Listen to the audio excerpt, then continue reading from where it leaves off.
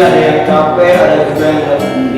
Dan adik-adik harus tetap bersuka cita, karena kita semua kan anak-anak Tuhan, harus senantiasa bersuka cita. Amin. Nah, adik-adik, sebelum kita mulai sidang anak-anak hari ini, yuk kita berseru nama Tuhan sama-sama. Adik-adik yang di rumah bisa ikutin Kak Alex ya. Berseru nama Tuhan 3 kali. Amin. Oh Tuhan Yesus, oh Tuhan Yesus, oh Tuhan Yesus. Amin. Nah, saya mau berdoa, tapi sebelum kita berdoa, kita nyanyikan satu lagu adik-adik.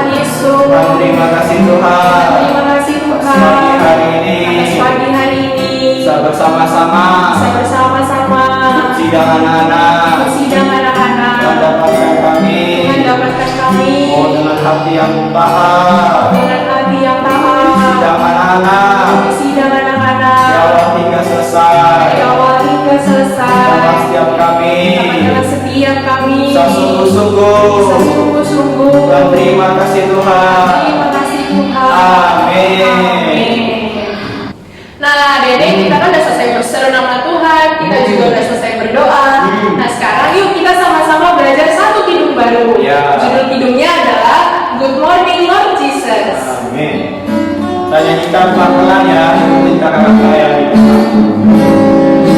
Morning Lord Jesus, thank you for today, thank you for my spirit, thank you I can pray. Good morning Lord Jesus, to you I love to sing, thank you Lord for everything. Sekali lagi adik-adik.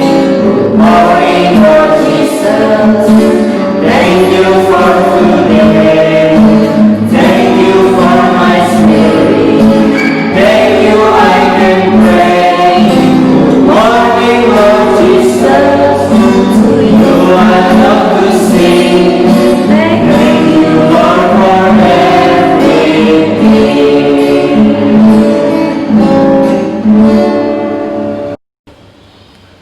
Nah, gimana nih adik-adik di rumah? Udah bisa dong lagunya? Nah, kita yuk sama-sama ulangi lagi lagunya 2 kali. Ya, kan kita juga firman minggu ini itu berkaitan tentang doa adik-adik. Kita harus perlu lebih sungguh-sungguh lagi ya nyanyikan lagu ini.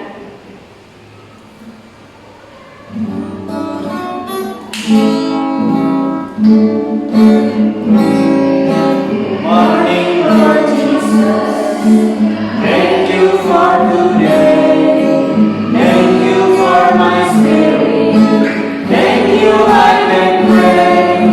Good morning Lord Jesus, to you I love to sing, thank you Lord for everything. Lebih sungguh-sungguh lagi adik-adik. Morning Lord Jesus, thank you for today,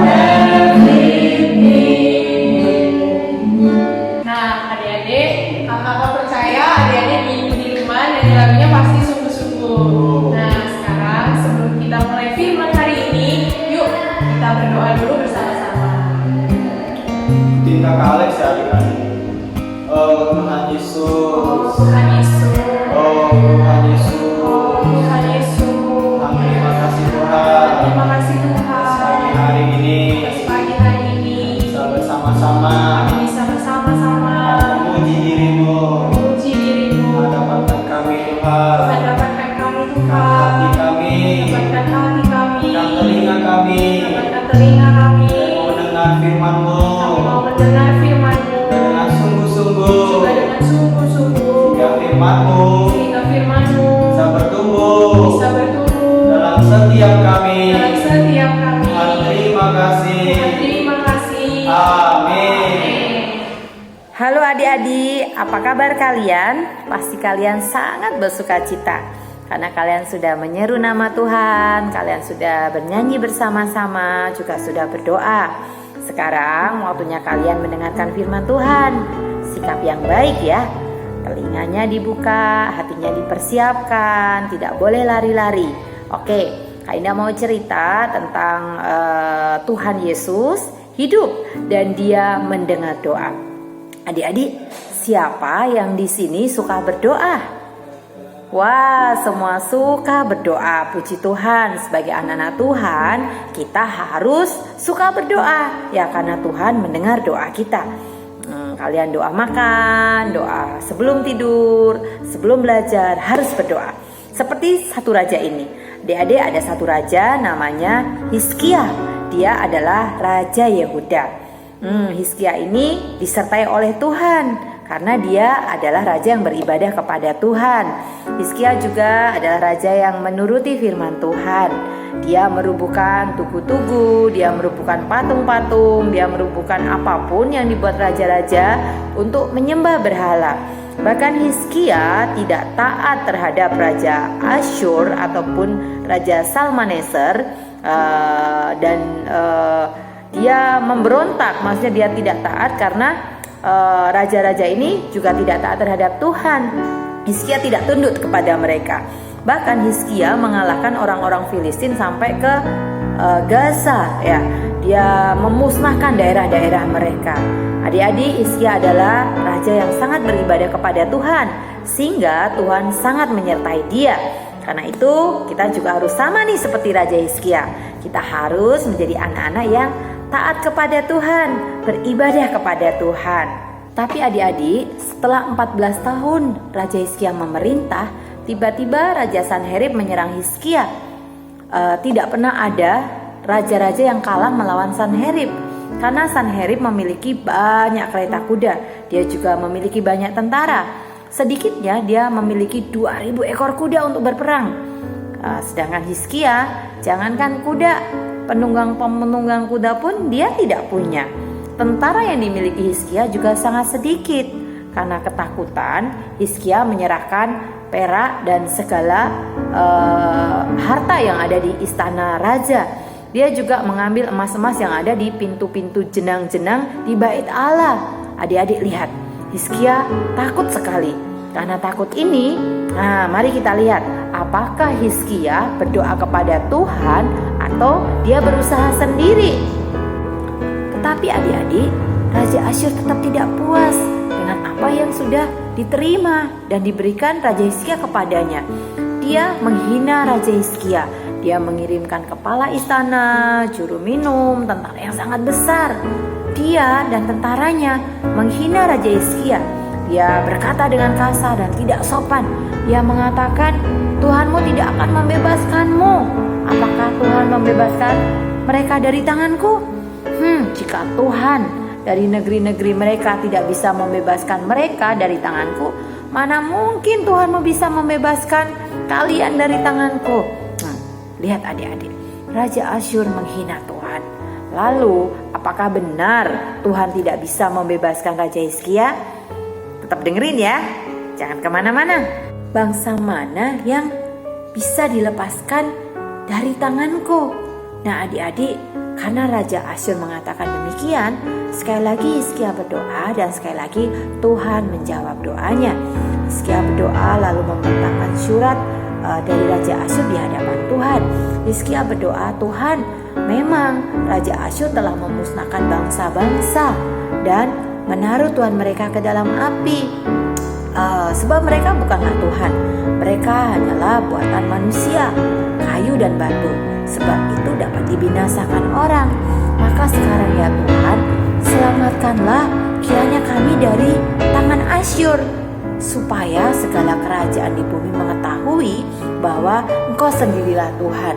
Nah, adik-adik, sekali lagi Tuhan berfirman melalui Nabi Yesaya, katanya, Raja negeri Asyur tidak akan masuk ke kota ini. Aku akan memagari kota ini dan menyelamatkannya.